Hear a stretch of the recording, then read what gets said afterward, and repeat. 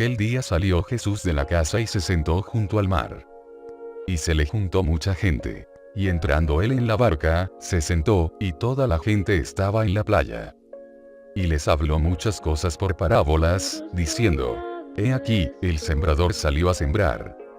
Mateo 13, 1, 3. Por el contexto podemos ver que a Jesús le estaban llegando bastantes a escuchar la palabra de Dios, así que, usando esta parábola, quería mantener al corriente a todos los que habían venido, sobre qué opciones tenían, y dichas opciones se representan en diferentes características, esto claro, según fueron los lugares donde cayeron las semillas del sembrador y cuáles fueron sus resultados. Porque, en esta parábola se hace referencia a la palabra de Dios como semillas, aunque, dicha palabra puede tener distintos territorios dependiendo del territorio donde caiga. Las 4 categorías son las siguientes. 1. Las semillas que cayeron junto al camino. Y mientras sembraba, parte de la semilla cayó junto al camino. Y vinieron las aves y la comieron. Mateo 13, 4. El primer terreno donde puede caer la semilla es junto al camino, que hace referencia a las personas que a pesar de escuchar la palabra de Dios no la entienden. Esto hace referencia a que, mientras con el oído se oye la palabra de Dios, es con el corazón con lo que ésta se entiende, por ende, en la parábola no se habla de un simple entendimiento mental, sino que más bien se refiere a una aceptación de la palabra de Dios de manera sentimental. Esto hace que el resultado no sea culpa de la semilla, sino del territorio, es decir, que el resultado no depende de la palabra de Dios, sino que depende del corazón al cual vaya dirigido, porque si el corazón es duro, la palabra de Dios solo se queda junto al camino. Existen individuos con el entendimiento encubierto, lo cual hace que no puedan entender, no porque sea difícil entender la palabra de Dios, sino porque los corazones están gruesos, lo cual hace que la palabra de Dios no rinda frutos. De hecho, Jesús llegó a contar sobre la dureza del corazón de un sector que tanto lo perseguía, así es, los fariseos. 2. Semilla caída en pedregales. Parte cayó en pedregales, donde no había mucha tierra. Y brotó pronto, porque no tenía profundidad de tierra. Mateo 13, 5. Al caerse en pedregales, si bien al inicio florecerá, no logrará sobrevivir debido a que las piedras del pedregal no permiten que las raíces profundicen y encuentren humedad, lo que hace que éstas se terminen secando. Esto representa a aquellos que escuchan la palabra, la reciben inmediatamente y con alegría, pero no dura mucho, considerando que cuando la aflicción viene, esa gente vuelve a tropezar, siendo su problema que son muy débiles ante la persecución y la aflicción, por lo que, cuando el enemigo trae esta clase de cosas a sus vidas, estos simplemente caen. Y esto no refleja que la aflicción sea difícil de soportar, porque si lo ves bien, la aflicción es mucho más fácil de soportar de lo que parece, sino que, lo que ocurre más bien es que estos individuos no demuestran resistencia frente ante las cosas malas. Y ojo, con esto no te estoy diciendo que no te puedas sentir triste, porque intentar siempre estar feliz y verle el lado positivo a las cosas es algo inhumano e imposible, porque somos seres humanos y tenemos emociones.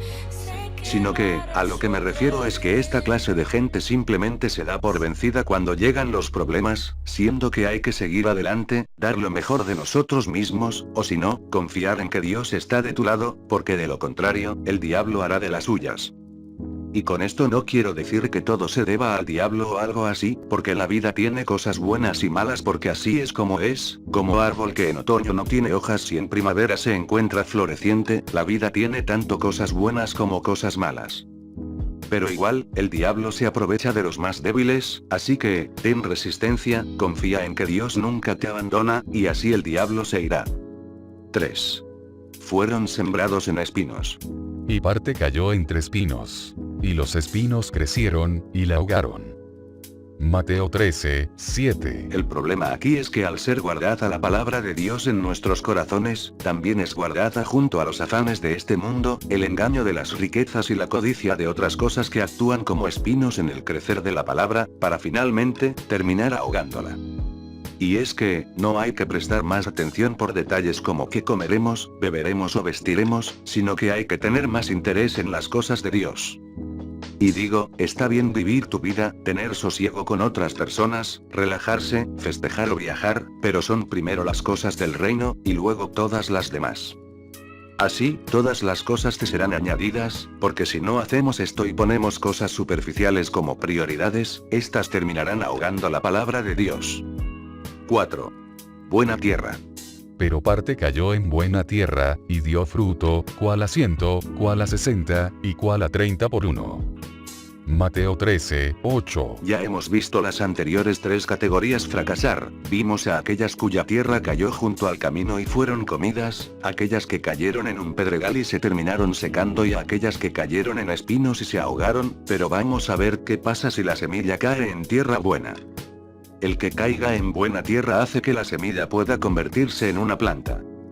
Todas las semillas necesitan de una buena humedad y oxígeno para poder germinar, y algunas necesitan luz para germinar, pero cuando las semillas han germinado y brotado del suelo como plántulas, es cuando necesitan de la luz del sol para crecer, esto porque las semillas contienen un embrión que puede desarrollarse en una planta siempre y cuando el embrión tenga las condiciones adecuadas, las cuales son la buena humedad, el oxígeno, y en algunos casos el sol. El embrión no se podrá desarrollar si no se tiene alguna de estas cosas, y la semilla no podrá desarrollarse. Pero la semilla se convertirá en una planta que dé fruto siempre y cuando las condiciones sean las adecuadas, como en la tierra buena de la cuarta categoría. Porque como dijo Jesús, Él es la vida, y su Padre es el labrador, y somos como árboles que si no damos frutos, seremos cortados, pero si damos fruto, seremos limpiados. Aunque eso sí, considerando que solo estando vivo el árbol podrá dar fruto, podrá estar vivo, si solo estando con la vida, que representa a Jesús, seguiremos dando fruto. De hecho, según la jardinería, si un árbol no da fruto puede deberse a diferentes factores, como el clima, nutrientes que faltan o que sobran, la falta de luz, el exceso de nitrógeno, las raíces que se pudren al acumular líquido, en fin, varios motivos. Pero como había dicho antes, si las condiciones son favorables, el árbol podrá dar fruto.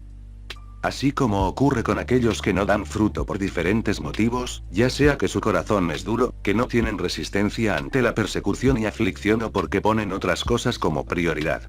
Pero si tu entendimiento está en buen estado, podrás dar fruto. Dios limpia los pámpanos para que den más frutos, y la cuarta categoría representa a los que escuchan la palabra de Dios, la entienden, no tienen corazón duro, siguen adelante a pesar de los problemas y le dan prioridad a las cosas del reino.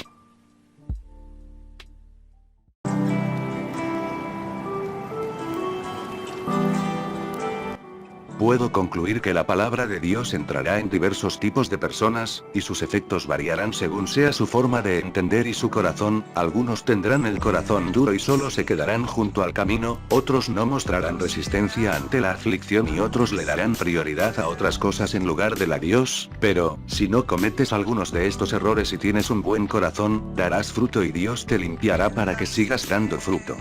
Mas el que fue sembrado en buena tierra, este es el que oye y entiende la palabra, y da fruto. Y produce a 100, a 60, y a 30 por uno. Mateo 13, 23.